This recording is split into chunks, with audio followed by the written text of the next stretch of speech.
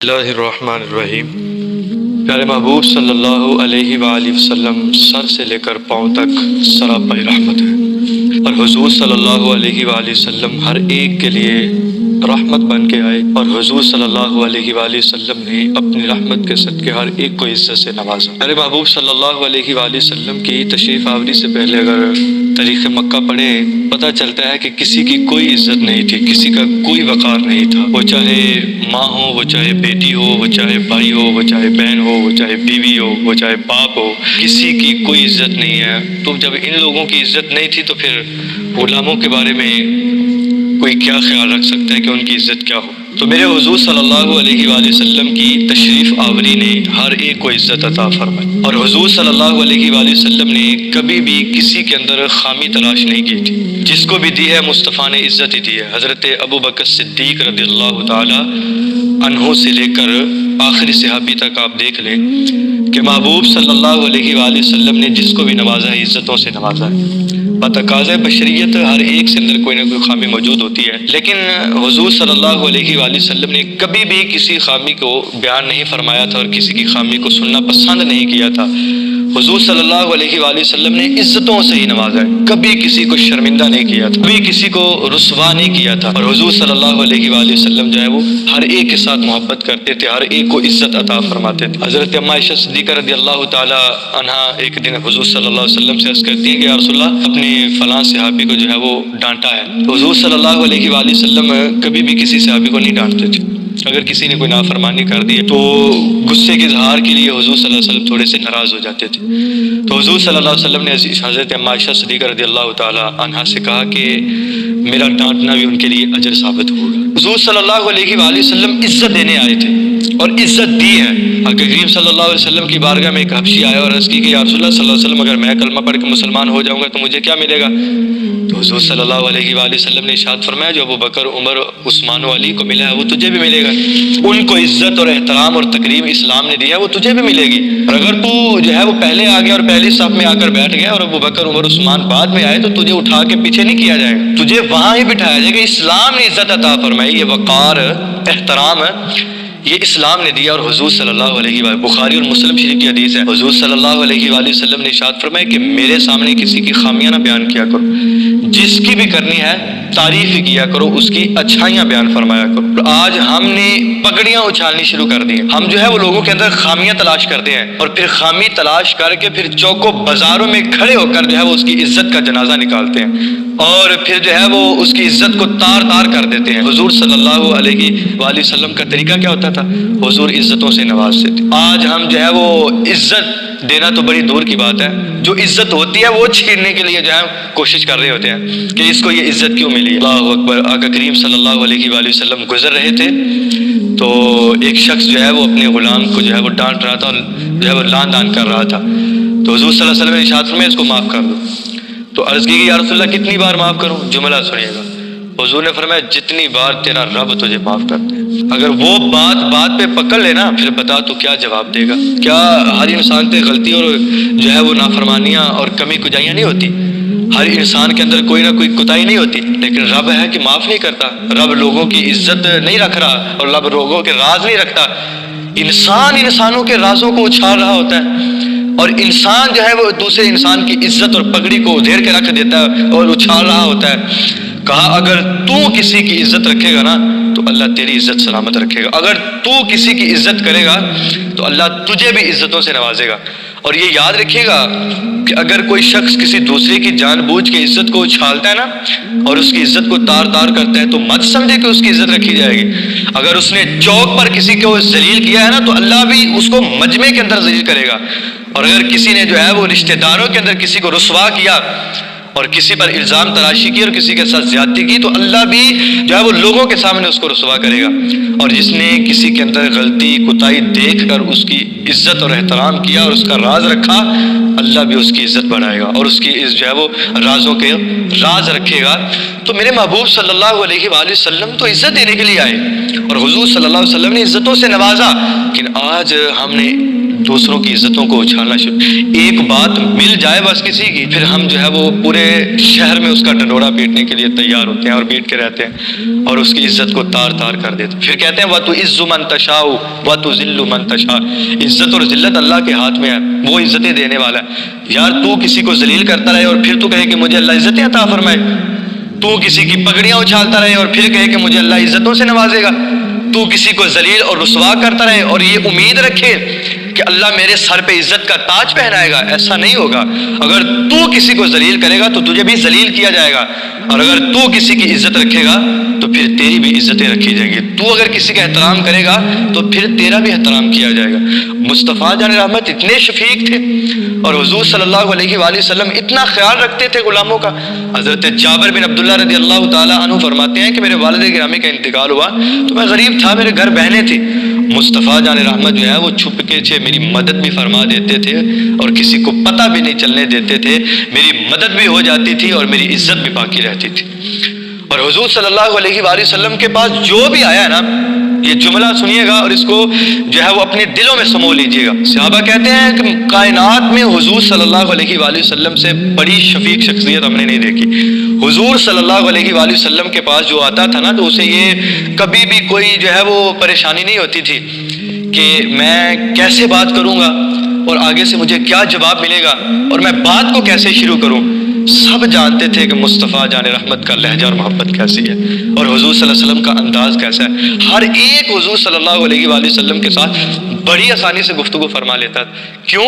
کیونکہ حضور صلی اللہ علیہ وسلم محبتیں بانٹتے تھے، حضور عزت دیتے تھے، حضور وقار دیتے تھے، سخت دل نہیں تھے اور حضور صلی اللہ علیہ وسلم ترش رو نہیں تھے. یاد رکھیں کہ جس بندے کے ساتھ آپ کو بات کرتے ہوئے ڈر لگے تو اس کے بارے میں آپ کیا خیر کی امید رکھ سکتے ہیں اور کیا آپ سمجھ سکتے ہیں کہ اللہ جو ہے وہ اس پر اپنی مہربانی فرمائے گا. تو حضور صلی اللہ علیہ وآلہ یہ کتنی خوش کرنے والی بات ہے اور کتنی مزے کی بات ہے کہ حضور صلی اللہ علیہ وآلہ وسلم سے بات کرنے کے لیے کسی کو کوئی پریشانی نہیں ہوتی تھی کیونکہ حضور کا لہجہ اتنا محبت والا تھا اور حضور جو ہے وہ عزتوں سے نوازتے تھے. اللہ اکبر. مکے میں ایک شخص جو ہے وہ اپنے جانور بیچنے کے لیے آیا، وپاری تھا، قبیلہ بنو حراش کا ایک شخص تھا. تو نے 2 اونٹ مکے کی منڈی میں لے کے آیا تو ابو جہل نے جو ہے وہ خرید لیا اور کہا کہ میں پیسے تمہیں تھوڑی دیر بعد کے لیے دیتا ہوں اور میرا گھر فلاں جگہ پہ ہے.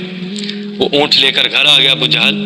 تو وہ شخص جو ہے قبیلہ بنو حراش کا وہ پیچھے پیچھے آیا تو کہا کہ تم جاؤ فلاں جگہ پہ جا کر کھڑے ہو جاؤ، بیٹھ جاؤ تو میں پیسے لے کے آتا ہوں. کہتا ہے شام ہو گئی، رات گزر گئی، دوسرا دن ہوا تو میں مسافر تھا اور میرا کوئی گزارا نہیں تھا، میں کہاں رہتا. دوسرا دن ہوا تو میں ابو جہل کے گھر گیا. میں نے کہا مجھے پیسے کا کل دوں گا. پھر میں مجبوراً وہاں رہا، چوک اور بازاروں میں گھومتا رہا اور رات کو سڑک وہیں سو جاتا. 2-3 دن ایسے گزرے تو میں پریشان ہو گیا اور میں نے کہا اس جو ہے نا سختی کا لہجہ اپنایا. میں نے کہا کہ میں تو مسافر ہوں، میں کہاں جاؤں گا، میری جمع پونجی یہی ہے، میں کوئی امیر تاجر تو ہے نہیں، تو مجھے پیسے چاہیے. تو ابو جہل نے کہا جا پھر جس سے جو دیتا ہے اسے لے لو، میں نہیں دوں گا. تو وہ سینئر میں لوگوں سے پوچھتا ہے کہ یہاں کے وڈیرے کون ہیں جو پنچایت کو سنبھالنے والے ہیں، جو اپنے آپ کو جو ہے وہ چودھری سمجھتے ہیں. تو لوگوں نے کہا کہ وہ سینئر میں بیٹھے ہیں. تو آیا تو دیکھا کہ عتبہ و شیبہ اور ابو لہب وغیرہ جو ہے وہ ٹولی بنا کر بیٹھے ہیں. تو یہ کہنے لگا کہ میں مسافر ہوں اور میرے جو ہے وہ اونٹ کسی نے ادھار لیے ہیں، پیسے نہیں دے رہا. تو عتبہ بولا کہ کس کی ضرورت ہے ہمارے ہوتے ہوئے تیرے پیسے ہتھے آ جائے. تو کہا اس کا نام ابو جہل ہے. تو سب نے کہتے ہیں کہا پھر وہ بڑا گنڈا ہے، ہم اس کے سامنے کچھ نہیں، ہم کچھ نہیں کر سکتے. تو جو ہے وہ مذاقاً جو ہے وہ صلی اللہ علیہ وسلم کی طرف اشارہ کیا اور مذاقاً کہا کہ وہ جو سامنے بیٹھے ہوئے نا وہ تیرا مسئلہ حل کر دیں. وہ ساتھ ہی مسکرانا شروع کر دیا سب. وہ قبیلہ بنو حراش کا شخص کہتا ہے میں حیران ہوا، ایک تو مجھے اس کے پاس بھیج رہے ہیں اور دوسرا حسن خیر ڈوبتے ہوئے کو تنکے کا سہارا چاہیے. وہ گیا اور حضور صلی اللہ علیہ وسلم جو ہے وہ سر نیچے تھا، نظریں بھی نیچے تھی اور بیٹھے ہوئے تھے. کھڑا ہو گیا کہ آپ سر اٹھائیں تو میں بات کروں. وہ جانتا نہیں تھا نا کہ یہ کون سی ہستی ہیں، ڈر رہا تھا کہ اگر میں بات کروں گا تو ناراض نہ ہو جائیں. تو حضور صلی اللہ علیہ وسلم نے اپنا چہرہ مبارک اٹھایا تو وہ کہتا ہے کہ 2 جملے مصطفیٰ نے جو بولے تو مجھے ایسے لگا کہ بچھڑی ماں مل گئی. میں مسافر تھا اور 3 دن ہو گئے تھے میں پریشان تھا. مصطفیٰ جان رحمت نے سر اٹھایا اور کہا کہ پردیسی لگتے ہو، اور دوسرا جملہ کہا کہ پریشان بھی لگتے ہو. یہ جملے کہے تو میرے جو ہے وہ پریشانی کے جتنے بھی آثار تھے وہ ختم ہوتے ہوئے نظر آ رہے تھے اور حوصلے کا جو ہے کوئی ذریعہ نظر آ رہا تھا. میں نے کہا جی میں پردیسی بھی ہوں اور پریشان بھی ہوں. اللہ اکبر. حضور نے نہ پریشانی پوچھی نہ کچھ پوچھا, کہا جو بھی پریشانی ہے تیری پریشانی بھی دور ہو جائے گی اور تیرا کام بھی ہو جائے گا. اللہ اکبر. کہتا ہے کہ مجھے حضور صلی اللہ علیہ وسلم ساتھ لیا, گھر لے گیا اور جا کر جو ہے وہ مجھے دودھ پلایا اور کھجوریں دی. میں بھوکا تھا, جی بھر کے کھجوریں کھائی, دودھ پیا. تو حضور نے پھر پوچھا, یہ ہے میرے حضور, اور اسے کہتے ہیں کہ کسی کو عزت اور تکریم دینا اور کسی کے ساتھ محبت کرنا. صلی اللہ علیہ وسلم نے پھر پوچھا کہ بتا تیرا مسئلہ کیا. کہا ابو جہل نے میرے پیسے دینے ہیں, دے نہیں رہا. حضور نے فرمایا مسئلہ ہی کوئی نہیں, ابھی لے لیتے ہیں جا کے. یار کوئی فون کر دینا تو یہ بھی بڑی بات ہوتی ہے. کون کسی کے ساتھ جاتا ہے یار, کوئی اور کسی کے ساتھ جاتا ہے کسی کی مدد کرنے کے لیے. کوئی فون کر دے تو وہ بھی بڑی بات ہوتی ہے, اور پھر ساری زندگی سناتا رہتا ہے میں نے تیرے لیے یہ کام کیا تھا اور تجھے فون کر کے تیرا یہ کام نکوالا تھا. حضور خود جاتے ہیں, وہ کہتا ہے کہ میں قربان جاؤں, ایسے لگ رہا تھا جیسے دو جہاں کی رحمتیں میرے ساتھ جا رہی. اللہ اکبر. ابو جہل کا گھر آیا تو حضور نے دروازہ کھٹکھٹایا, باہر آیا. حضور کے جملے تھے کہ بجلیاں تھیں اور خدائی طاقت بول رہی تھی. حضور صلی اللہ علیہ وآلہ وسلم نے ارشاد فرمایا کہ اب تو مسافروں پر بھی ظلم کرنا شروع کر دے گا اور مسافروں کا مال بھی جو ہے وہ ہڑپ کرنا شروع کر دے گا. ایسے سرداری کرتے ہیں, اب پردیسی بھی تجھ سے محفوظ نہیں ہے, ابھی اس کے پیسے واپس کر. بس یہ جملے تھے کہ وہ کانپنے لگ گیا اور اس نے فوراً پیسے دے دیے. اچھا یار کسی سے کام کروانا ہو نا تو پھر اگر وہ بندہ کام کر دے نا تو پھر اس کا شکریہ ادا کرتے ہیں. لیکن یہ کیسا رسول تھا, کیسے پیغمبر تھے.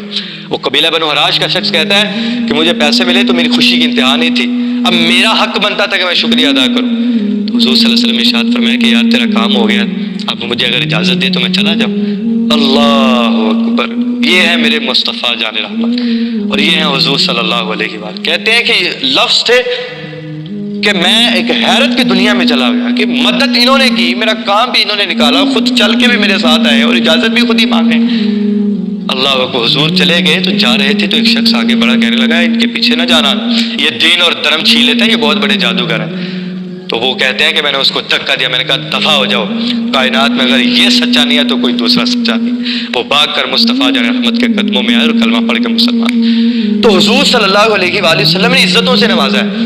بلال حبشی کو کون پوچھتا تھا, مصطفیٰ نے آ کر عزتوں سے نوازا ہے, اور مصطفیٰ نے کہا سب سے پہلے جنت میں داخل ہوگا تو بلال ہوگا. سلیمان فارسی کتنے سال جو ہیں وہ پادریوں کے ہاں زندگی گزارتے رہے اور غلامی میں زندگی بسر کرتے رہے, لیکن جب مصطفیٰ کی چوکٹ پہ آتے ہیں تو پھر کہا سلمان منی, سلمان تو میرے اہل بیت میں سے ہے, سلمان تو ہمارے گھر میں سے ہے. اور حضرت سلیمان فارسی کے بارے میں حضور نے کہا کہ سلمان تیرے لیے جنت انتظار کر رہی ہے. ابو بکر کو صداقت کا تاجدار بنا دیا, حضرت عمر کو فاروق اعظم عدالت کا شہنشاہ بنا دیا, اور حضرت عثمان غنی کو سخاوت کا بادشاہ بنا دیا, مولا کائنات کو امت کا مولا بنا دیا.